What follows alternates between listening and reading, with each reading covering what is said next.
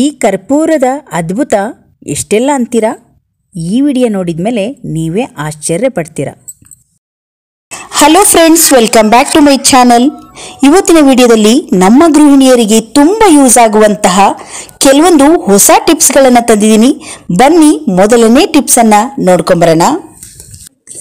ಒಂದು ಬಾಳೆ ಎಲೆ ತಗೊಂಡಿದ್ದೀನಿ. ಪೂಜೆಗಾಗಿ ಏಲಕ್ಕಿ ಬಾಳೆಹಣ್ಣು ತಂದಿರ್ತೀರಾ, ಹಾಗೆ ಏಲಕ್ಕಿ ಬಾಳೆಹಣ್ಣು ಒಂದೆರಡು ದಿನದ ಮುಂಚೆನೇ ತಂದಿದ್ದಾಗ ತುಂಬ ಫ್ರೆಶ್ ಆಗಿರಬೇಕು ಪೂಜೆಗೆ ಅನ್ಕೊಂತೀರಾ. ಹಾಗಿದ್ರೆ ಈ ಐಡಿಯಾ ಮಾಡಿ, ಬಾಳೆ ಎಲೆಯಲ್ಲಿ ನೀಟಾಗಿ ನೋಡಿ ಮಧ್ಯದಲ್ಲಿ ಹೀಗೆ ಇಟ್ಬಿಡಿ ಏಲಕ್ಕಿ ಬಾಳೆಹಣ್ಣನ್ನ. ಪಚ್ಚ ಬಾಳೆಹಣ್ಣನ್ನು ಕೂಡ ಇದೇ ರೀತಿಯಾಗಿ ನೀವು ಎಲೆಯಲ್ಲಿ ಫೋಲ್ಡ್ ಮಾಡ್ಬೋದು.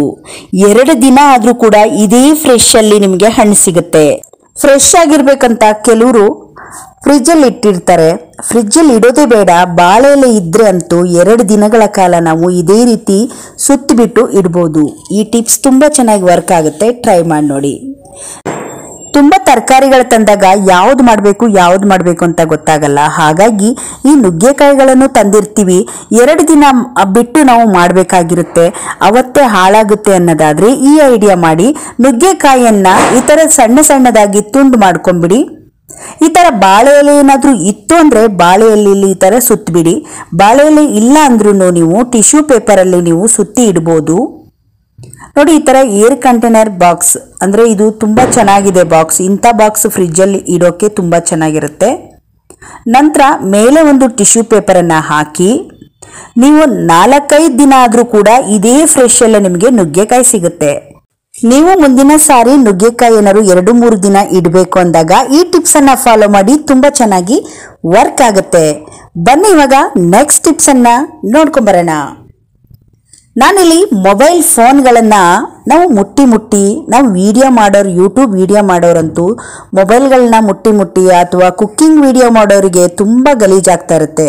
ಅಂಥ ಸಮಯದಲ್ಲಿ ನೋಡಿ, ವ್ಯಾಸಲಿನನ್ನು ಸ್ವಲ್ಪ ತಗೊಂಡು ಈ ಥರ ಒಂದು ಟಿಶ್ಯೂ ಪೇಪರ್ನಿಂದ ನೀಟಾಗಿ ಒರೆಸ್ಕೊಂಬಿಡಿ. ನಂತರ ಈ ಫುಲ್ ಮೊಬೈಲ್ ಕವರ್ ಮೇಲೆಲ್ಲ ನೀಟಾಗಿ ಟಿಶ್ಯೂ ಪೇಪರ್ನಿಂದ ಅದೇ ವ್ಯಾಸಲಿನ ಸ್ವಲ್ಪ ಹಚ್ಚಿ ನೀಟಾಗಿ ಒರೆಸ್ಕೊಂಡ್ರೆ ಒಂದು ಒಳ್ಳೆ ಶೈನಿಂಗ್ ಬರುತ್ತೆ. ನೋಡ್ತಾ ಇರ್ಬೋದು, ಕ್ಲೀನಾಗಿ ಮತ್ತೆ ಒಂದು ಡ್ರೈ ಟಿಶ್ಯೂ ಪೇಪರ್ ತಗೊಂಡು ಒರೆಸಿದ್ದೀನಿ. ಇವಾಗ ಎಷ್ಟು ಚೆನ್ನಾಗಿ ಒಂದು ಒಳ್ಳೆ ಶೈನಿಂಗ್ ಕಾಣಿಸ್ತಾ ಇದೆ. ಹಾಗೆ ಇವಾಗ ಡ್ಯೂಟಿ ಹೋಗೋರಿಗೆ ಈ ಒಂದು ಐಡಿಯಾ ತುಂಬ ಚೆನ್ನಾಗಿ ಯೂಸ್ ಆಗುತ್ತೆ ನೋಡಿ. ಸ್ಟಿಕ್ಕರ್ಗಳನ್ನ ತಗೊಂಡಿರ್ತೀವಿ ನಾವು, ಕಲರ್ ಬಟ್ಟೆಗಳು ಹಾಕ್ಕೊಂಡಿರ್ತೀವಿ. ಸೇಫ್ಟಿಗಾಗಿ ಈ ಥರ 1-2 ಕಲರ್ ಆಗಿರುವ ಸ್ಟಿಕ್ಕರನ್ನು ಈ ಕವರ್ ಮೇಲೆ ಅಂಟಿಸ್ಕೊಂಡ್ರೆ ಕೆಲವೊಂದು ಸಲ ಯೂಸ್ ಆಗುತ್ತೆ ಹೆಣ್ಮಕ್ಳಿಗೆ. ಈ ಒಂದು ಟಿಪ್ಸ್ ಕೆಲ್ಸಕ್ಕೆ ಹೋಗೋರು, ಬೆಳಗಿಂದ ಸಂಜೆವರೆಗೂ ವರ್ಕ್ ಮಾಡೋರಿಗೆ ಈ ಟಿಪ್ಸ್ ತುಂಬ ಇಷ್ಟ ಆಗ್ಬೋದು. ಯಾಕಂದರೆ ಪರ್ಸಲ್ಲಿ ಇಟ್ಕೊಂಡ್ರೆ ನಾವು ತೆಗಿಯೋದ್ರೊಳಗೆ ತುಂಬ ನಮಗೆ ಆಗೋದಿಲ್ಲ. ಹಾಗಾಗಿ ಇದು ತುಂಬ ಈಸಿ ಆಗುತ್ತೆ. ಕೈಯಲ್ಲೇ ಮೊಬೈಲ್ ಸಿಗೋದ್ರಿಂದ ನಮಗೆ ಹಿಂಭಾಗದಲ್ಲಿ ಸ್ಟಿಕ್ಕರ್ ಇರುತ್ತೆ, ನಾವು ಯಾವಾಗ ಬೇಕೋ ಆವಾಗ ಯೂಸ್ ಮಾಡ್ಕೋಬೋದು. ಈ ಟಿಪ್ಸ್ ತುಂಬ ಯೂಸ್ ಆಗುತ್ತೆ, ಟ್ರೈ ಮಾಡಿ ನೋಡಿ. ಬನ್ನಿ ನೆಕ್ಸ್ಟ್ ಟಿಪ್ಸನ್ನು ನೋಡ್ಕೊಂಡು. ಚಾರ್ಜರ್ ಪಿನ್ನಿಂದ ಎಷ್ಟೆಲ್ಲ ಅನುಕೂಲ ಇದೆ ನೋಡಿ. ನಾವು ಅಡುಗೆ ಮನೆಯಲ್ಲಿ ಕುಕ್ಕಿಂಗ್ ವಿಡಿಯೋ ಮಾಡಬೇಕಂದ್ರೂ ಈ ಥರ ಮೊಬೈಲನ್ನು ಇಟ್ಕೊಂಡು ನಾವು ಒಂದು ಸ್ಟ್ಯಾಂಡೇ ಬೇಕು ಅನ್ನೋದೇನಿಲ್ಲ. ಈ ಥರ ನೀವು ಮಾಡಿಕೊಂಡು ಬಗ್ಗಿಸ್ಕೊಂಡು ಸ್ಟವ್ ಹತ್ರ ಇಟ್ಕೊಂಡು ಒಂದೇನಾದರೂ ಬಾಕ್ಸ್ ಇಟ್ಕೊಂಡು ನಾವು ಇದನ್ನು ಯೂಸ್ ಮಾಡ್ಕೊಬೋದು, ಸ್ಟ್ಯಾಂಡ್ ಆಗಿ ಯೂಸ್ ಮಾಡ್ಬೋದು. ನಾವೇನಾದರೂ ಕೆಲಸ ಮಾಡಬೇಕಂದಾಗ ಏನಾದರೂ ಮೊಬೈಲ್ಗಳನ್ನ ನೋಡ್ತೀವಿ ಅಂದಾಗ ಅವಾಗೂ ಕೂಡ ಯೂಸ್ ಮಾಡ್ಬೋದು. ರೀಲ್ಸ್ ಮಾಡೋರು ಕೂಡ ಈ ಥರ ಉದ್ದ ಮಾಡಿಟ್ಕೊಂಡು ನಾವು ರೀಲ್ಸ್ ಕೂಡ ಮಾಡ್ಬೋದು. ಚಾರ್ಜರ್ ಪಿನ್ನಿಂದ ಎಷ್ಟೆಲ್ಲ ಅನುಕೂಲ ಇದೆ ನೋಡಿ, ಟ್ರೈ ಮಾಡಿ ನೋಡಿ, ನಿಮಗೆ ಈ ಟಿಪ್ಸ್ ಇಷ್ಟ ಆಗುತ್ತೆ. ಬನ್ನಿ ನೆಕ್ಸ್ಟ್ ಟಿಪ್ಸನ್ನು ನೋಡ್ಕೊಂಬರೋಣ. ನಾನಿಲ್ಲಿ ಒಂದು ಬೌಲನ್ನು ತೊಗೊಂಡಿದ್ದೀನಿ. ಸ್ವಲ್ಪ ಒಂದು ಅರ್ಧ ಚಮಚದಷ್ಟು ಕನ್ಫರ್ಟನ್ನು ಹಾಕ್ಕೊಂಡಿದ್ದೀನಿ ನೋಡಿ. ಒಂದು ಅರ್ಧ ಚಮಚ ಆದರೆ ಸಾಕಾಗುತ್ತೆ. ಈಗ ಇದಕ್ಕೆ ಒಂದು ಅರ್ಧ ಲೋಟದಷ್ಟು ನೀರನ್ನು ಹಾಕಿ ಚೆನ್ನಾಗಿ ಮಿಕ್ಸ್ ಮಾಡ್ಕೊಂಡಿದ್ದೀನಿ. ಈ ನೀರು ಎಷ್ಟು ಯೂಸ್ ಆಗುತ್ತೆ ನೋಡ್ತಾ ಹೋಗಿ. ನನ್ನ ಹತ್ರ ಇಲ್ಲಿ ಡೆಟಾಲ್ ಖಾಲಿ ಬಾಟಲ್ ಇದೆ. ಇದಕ್ಕೆ ಈ ಕ್ಯಾಪಿಗೆ ಹೋಲ್ ಮಾಡ್ಕೊಂಡಿದ್ದೀನಿ, ಚಿಕ್ಕದಾಗಿ ಹೋಲ್ ಮಾಡ್ಕೊಂಡಿದ್ದೀನಿ. ಸ್ಕರ್ಟನ್ಗೆ ಯೂಸ್ ಮಾಡ್ಬೋದು, ಹಾಗೆ ಬಟ್ಟೆ ಐರನ್ ಮಾಡುವಾಗ ಕಾಟನ್ ಬಟ್ಟೆಗಳಿಗೆ ಯೂಸ್ ಮಾಡ್ಬೋದು.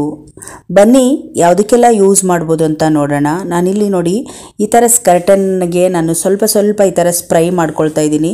ಈ ಥರ ಅವಾಗವಾಗ ನಾವು ಸಂಜೆ ಟೈಮಲ್ಲಿ ಈ ಥರ ಮಾಡೋದ್ರಿಂದ, ಸ್ಪ್ರೈ ಮಾಡಿ ಕೈಯಲ್ಲಿ ಈ ಥರ ನೀಟಾಗಿ ಈ ಥರ ಉಜ್ಜೋದ್ರಿಂದ ಒಂದು ಒಳ್ಳೆ ಸ್ಮೆಲ್ ಬರುತ್ತೆ. ನಾವು ಇದನ್ನೆಲ್ಲ ದಿನ ತೊಳೆಯಲ್ಲ ನೋಡಿ, ಒಂದೆರಡು ದಿನಕ್ಕೊಂದ್ಸಲ ಈ ಲಿಕ್ವಿಡನ್ನು ಹಾಕಿ ಕೈಯಲ್ಲಿ ಈ ಥರ ಮಾಡೋದ್ರಿಂದ ತುಂಬ ಚೆನ್ನಾಗಿ ಸ್ಮೆಲ್ ಇರುತ್ತೆ. ಟ್ರೈ ಮಾಡಿ ನೋಡಿ. ಈ ಸ್ಕರ್ಟನ್ಗಳನ್ನೆಲ್ಲ ವಾರದಲ್ಲಿ ಒಂದು ಸಾರಿ ಮಾತ್ರ ಕ್ಲೀನ್ ಮಾಡೋದ್ರಿಂದ, ಡೈಲಿ ಈ ಥರ ಒಂದು ಸ್ಪ್ರೈ ಮಾಡ್ಕೊಳ್ಳೋದ್ರಿಂದ ಒಂದು ಒಳ್ಳೆ ಸ್ಮೆಲ್ ಇರುತ್ತೆ ಮನೆಯಲ್ಲಿ. ಟ್ರೈ ಮಾಡಿ ನೋಡಿ ಸ್ನೇಹಿತರೆ. ಬನ್ನಿ ಇವಾಗ ನೆಕ್ಸ್ಟ್ ಟಿಪ್ಸನ್ನು ನೋಡ್ಕೊಂಬರೋಣ. ಅದೇ ಲಿಕ್ವಿಡನ್ನು ತೊಗೊಂಡಿದ್ದೀನಿ, ಕನ್ಫರ್ಟ್ ಲಿಕ್ವಿಡನ್ನು ತೊಗೊಂಡಿದ್ದೀನಿ. ಶರ್ಟ್ ನಾವು ಐರನ್ ಮಾಡ್ತಾ ಇರ್ತೀವಿ, ಪ್ಯಾಂಟ್ಗಳ ಕಾಟನ್ ಬಟ್ಟೆಗಳನ್ನೆಲ್ಲ ಐರನ್ ಮಾಡ್ತಾ ಇರ್ತೀವಿ. ಕಾಟನ್ ಬಟ್ಟೆಗೆ ಇದು ತುಂಬ ಯೂಸ್ ಆಗುತ್ತೆ ನೋಡಿ. ಈಗ ಐರನ್ ಮಾಡೋ ಟೈಮಲ್ಲಿ ಈ ಒಂದು ಲಿಕ್ವಿಡನ್ನು ಈ ಥರ ಸ್ಪ್ರೈ ಮಾಡಿಕೊಂಡು ಸ್ವಲ್ಪ ಕೆಲವೊಂದು ಬಟ್ಟೆಗಳಿಗೆ ನೀರು ಹಾಕಿ ಐರನ್ ಚೆನ್ನಾಗಿ ಕುತ್ಕೊಳ್ಳೋಕ್ಕಿಂತ ನೀರು ಹಾಕ್ತಾರೆ ನೋಡಿ. ಅದ್ರ ಬದಲು ಬರೀ ನೀರು ಹಾಕೋದು ಬದಲು ಈ ಥರ ಲಿಕ್ವಿಡನ್ನು ಮಾಡಿ ಸ್ವಲ್ಪ ಸ್ಪ್ರೈನ ಹಾಕಿ ಐರನ್ ಮಾಡ್ತಾಯಿದ್ರೆ ನೀಟಾಗಿ ಕುತ್ಕೊಳ್ಳುತ್ತೆ. ಬಟ್ಟೆ ಒಂದು ಒಳ್ಳೆ ಸ್ಮೆಲ್ ಇರುತ್ತೆ. ನಾವು ವಾಶ್ ಮಾಡೋದಕ್ಕಿಂತ ಈ ರೀತಿ ಮಾಡಿದರೆ ಒಂದು ಒಳ್ಳೆ ಸ್ಮೆಲ್ ನಮಗೆ ಸಿಗುತ್ತೆ. ಟ್ರೈ ಮಾಡಿ ನೋಡಿ ಸ್ನೇಹಿತರೆ. ಈ ಥರ ಬಾಕ್ಸ್ಗಳೇನಾದರೂ ಇದ್ದರೆ ಹಾಗೆ ಎತ್ತಿಟ್ಕೊಳ್ಳಿ, ತುಂಬ ಯೂಸ್ ಆಗುತ್ತೆ ನೋಡಿ. ಈ ಪೋರ್ಕ್ ಸಹಾಯದಿಂದ ಇದನ್ನು ಅಲ್ಲಲ್ಲೇ ಸುಟ್ಕೊಂಡ್ಬಿಡ್ಬೇಕು. ಪೋರ್ಕನ್ನು ಚೆನ್ನಾಗಿ ಬಿಸಿ ಮಾಡಿ ನೋಡಿ, ಈ ಥರ ಹೋಲ್ಸನ್ನು ಮಾಡ್ಕೊಂಬಿಡಿ ನೋಡಿ. ಈಗ ಫುಲ್ ಅದೇನು ಮೇಲ್ಭಾಗದಲ್ಲಿದೆ ನೀಟಾಗಿ ಹೋಲ್ಸ್ ರೆಡಿ ಆಯಿತು. ಈಗ ಇದಕ್ಕೆ ಓಪನ್ ಮಾಡಿಬಿಟ್ಟು 1-2 ಚಮಚದಷ್ಟು ಕಲ್ಲುಪ್ಪನ್ನು ಹಾಕೊಂಬಿಡಿ ನೋಡಿ. ಕಲ್ಲುಪ್ಪನ್ನು ಹಾಕ್ಕೊಳ್ತಾ ಇದ್ದೀನಿ. 2 ಅಥವಾ 3 ಬಾಕ್ಸ್ ಇದ್ದರೆ ತುಂಬ ಯೂಸ್ ಆಗುತ್ತೆ. ನನ್ನ ಹತ್ರ ಇರೋ ಒಂದು ಬಾಕ್ಸಲ್ಲಿ ನಾನು ತೋರಿಸ್ತಾ ಇದ್ದೀನಿ. ಇದಕ್ಕೆ ಕನ್ಫರ್ಟನ್ನು ಹಾಕ್ಕೊಳ್ತಾ ಇದ್ದೀನಿ. 1/2 ಚಮಚದಷ್ಟು ಕನ್ಫರ್ಟನ್ನು ಹಾಕ್ಕೊಳ್ತಾ ಇದ್ದೀನಿ. ಸ್ಪೂನಿನಿಂದ ನೀಟಾಗಿ ಲೆವೆಲ್ಲಾಗಿ ಮಾಡ್ಕೊಂಬಿಡಿ ಇದನ್ನು. ನಂತರ ಇದನ್ನು ಕ್ಲೋಸ್ ಮಾಡಿ, ಇದನ್ನು ನಾವು ಬೀರಲ್ಲಿ ಇಡ್ಬೋದು, ಬಾತ್ರೂಮಲ್ಲಿ ಇಡ್ಬೋದು, ಅಡುಗೆ ಮನೆಯಲ್ಲಿ ಇಡ್ಬೋದು. ಒಂದು ಒಳ್ಳೆ ಸ್ಮೆಲ್ ಸಿಗುತ್ತೆ ನೋಡಿ. ಏನಾದರೂ ಚಿಕ್ಕ ಸ್ಟ್ಯಾಂಡ್ ಏನಾದರೂ ಇತ್ತು ಅಂದರೆ ಅಲ್ಲಿ ನೀವು ಬಾಕ್ಸ್ಗಳನ್ನೇನಾದರೂ ಜೋಡಿಸಿದ್ದೀರಿ ಅಂದರೆ ಅಂಥ ಜಾಗದಲ್ಲಿ ಇಡ್ಬೋದು. ಹಾಗೆ ಬಾತ್ರೂಮಲ್ಲಿ ಸೋಪ್ಗಳೆಲ್ಲ ಜೋಡಿಸಿರ್ತೀರಲ್ಲ ಅಂಥ ಜಾಗದಲ್ಲಿ ಇಡ್ಬೋದು. ಒಂದು ಒಳ್ಳೆ ಸ್ಮೆಲ್ ಇರುತ್ತೆ. ಉಪ್ಪು ಮತ್ತು ಈ ಕನ್ಫರ್ಟನ್ನು ಹಾಕಿರೋದ್ರಿಂದ ಒಂದು ಒಳ್ಳೆ ಸ್ಮೆಲ್ ಸಿಗುತ್ತೆ. ಮತ್ತು ಬೀರಲ್ಲಿ ಕೂಡ ಸೀರೆಗಳನ್ನು ಜೋಡಿಸಿಟ್ಟಿರ್ತೀರಲ್ಲ ಆ ಜಾಗದಲ್ಲಿ ಕೂಡ ಈ ಬಾಕ್ಸನ್ನು ಇಡ್ಬೋದು.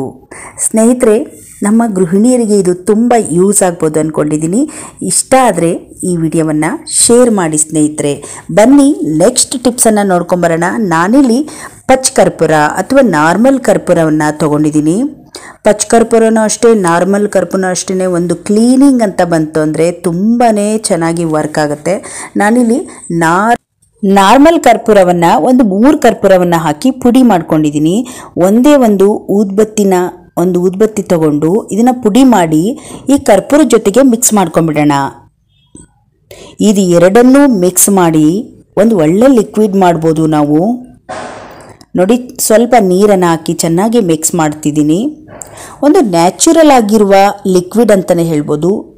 ನಾವು ಮನೆಯಲ್ಲಿರುವ ಈ ಕಾಕ್ರೋಚ್ಗಳಾಗಿರ್ಬೋದು, ನೊರ್ಜೆಗಳಾಗಿರ್ಬೋದು, ಅವುಗಳನ್ನು ಹೋಗಲಾಡ್ಸೋಕ್ಕೆ ಒಂದು ಒಳ್ಳೆ ಲಿಕ್ವಿಡ್ ಅಂತಲೇ ಹೇಳ್ಬೋದು ಸ್ನೇಹಿತರೆ. ಪಚ್ ಕರ್ಪೂರ ಅಥವಾ ನಾರ್ಮಲ್ ಕರ್ಪೂರ ಆದರೂ ಪರವಾಗಿಲ್ಲ, ಇದು ಮನೆ ವರ್ಷಗೂ ಕೂಡ ತುಂಬ ಚೆನ್ನಾಗಿ ಕೆಲಸ ಮಾಡುತ್ತೆ. ಇವಾಗ ನೋಡಿ, ಟಿಶ್ಯೂ ಪೇಪರ್ನ ಸಣ್ಣದಾಗಿ ತುಂಡು ಮಾಡಿಕೊಂಡು ಆ ಲಿಕ್ವಿಡಲ್ಲಿ ಅದ್ದಿ ಈ ಒಂದು ಸಣ್ಣ ಪೀಸ್ಗಳನ್ನು ನಾನು ಪಕ್ಕದಲ್ಲಿ ಒಂದು ರೆಟ್ಟಲ್ಲಿ ಇಟ್ಕೊಳ್ತಾ ಇದ್ದೀನಿ. ಇದನ್ನು ನಾವು ಅಡುಗೆ ಮನೆಗಳಲ್ಲಿ ಸ್ಟವ್ ಕೆಳಗಡೆ ಆಗಿರ್ಬೋದು, ಸಿಂಕ್ ಕೆಳಗಡೆ ಆಗಿರ್ಬೋದು, ಈ ಬೀರು ಕೆಳಗಡೆ ಆಗಿರ್ಬೋದು, ಫ್ರಿಜ್ ಕೆಳಗಡೆ ಆಗಿರ್ಬೋದು, ಎಲ್ಲ ಕಡೆ ಒಂದೊಂದು ಉಂಡೆನ ಈ ಕಲಿಸ್ಬಿಟ್ಟು ಹಾಕ್ಕೊಂಡು ಮಿಕ್ಕಿರೋ ಲಿಕ್ವಿಡನ್ನು ಒಂದು ಸ್ಪ್ರೈ ಬಾಟಲಿಗೆ ಹಾಕಿ ಎತ್ತಿಟ್ಕೊಳ್ಳಿ. ಇವೆಲ್ಲ ನಾರ್ಮಲ್ ಆಗಿ ನಾವು ಮನೇಲಿ ಸಿಗುವಂಥ ವಸ್ತುಗಳಿಂದ ಮಾಡ್ಕೊಳ್ಳೋ ಲಿಕ್ವಿಡ್. ಇದು ನ್ಯಾಚುರಲ್ ಲಿಕ್ವಿಡ್ಡು. ಹಾಗೆ ನೋಡಿ, ಈ ಸಿಂಕ್ ಭಾಗದಲ್ಲಿ, ಸಿಂಕ್ ಹತ್ರ ನಾವು ರಾತ್ರಿ ಎಲ್ಲ ಕೆಲಸಗಳು ಮುಗಿದಾಗ ಈ ಥರ ಕೆಲಸ ಮಾಡ್ಕೊಂಡ್ಬಿಟ್ರೆ ತುಂಬ ಒಳ್ಳೆಯದು. ಸಿಂಕ್ ಹತ್ರ ಹಾಗೆ ಗ್ಯಾಸ್ ಸ್ಟವ್ ಮೇಲೆ ಸ್ವಲ್ಪ ಈ ಥರ ಸ್ಪ್ರೈ ಮಾಡಿ ಒಂದು ಕಾಟನ್ ಬಟ್ಟೆಯಲ್ಲಿ ನೀಟಾಗಿ ನಾವು ಒರೆಸ್ಕೊಂಡ್ಬಿಡ್ಬೇಕು. ಸಾಮಾನ್ಯವಾಗಿ ಸಣ್ಣ ಸಣ್ಣ ಜಿರಳೆಗಳು ಬರೋದು ಅಡುಗೆ ಮನೆಯಿಂದನೇ ಜಾಸ್ತಿ ಆಗಿರ್ತವೆ. ಹಾಗಾಗಿ ಅಡುಗೆ ಮನೆನ ನೀಟಾಗಿ ಈ ಥರ ಕ್ಲೀನ್ ಮಾಡ್ಕೊಳ್ತಾ ಇದ್ರೆ ತುಂಬ ಚೆನ್ನಾಗಿ ಅಡುಗೆ ಮನೆ ಇರುತ್ತೆ. ಯಾವುದೇ ಆದ ನೊರ್ಜೆ ಜಿರಳೆಗಳು ಬರೋದಿಲ್ಲ. ನೋಡಿದ್ರಲ್ಲ ಸ್ನೇಹಿತರೆ, ಇವತ್ತಿನ ಎಲ್ಲ ಯೂಸ್ಫುಲ್ 10 ಟಿಪ್ಸ್ಗಳು ನಿಮ್ಗೆ ಇಷ್ಟ ಆಯಿತು ಅಂದ್ಕೊಂಡಿದ್ದೀನಿ. ಇವತ್ತಿನ ವಿಡಿಯೋದಲ್ಲಿ ನಿಮ್ಗೆ ಯಾವ ಟಿಪ್ಸ್ ಇಷ್ಟ ಆಯ್ತು ಅಂತ ಕಮೆಂಟ್ ಬಾಕ್ಸಲ್ಲಿ ತಿಳಿಸಿ. ಈ ವಿಡಿಯೋಗೊಂದು ಲೈಕ್ ಮಾಡಿ, ಈ ವಿಡಿಯೋವನ್ನು ಶೇರ್ ಮಾಡಿ. ಇನ್ನಷ್ಟು ವಿಡಿಯೋಗಳಿಗಾಗಿ ನಮ್ಮ ಚಾನಲನ್ನು ಸಬ್ಸ್ಕ್ರೈಬ್ ಮಾಡ್ಕೊಳ್ಳಿ. ಮತ್ತೆ ಮುಂದಿನ ಹೊಸ ಟಿಪ್ಸ್ ವಿಡಿಯೋಗಳೊಂದಿಗೆ ಸಿಗೋಣ. ಅಲ್ಲಿವರೆಗೂ ಧನ್ಯವಾದಗಳು.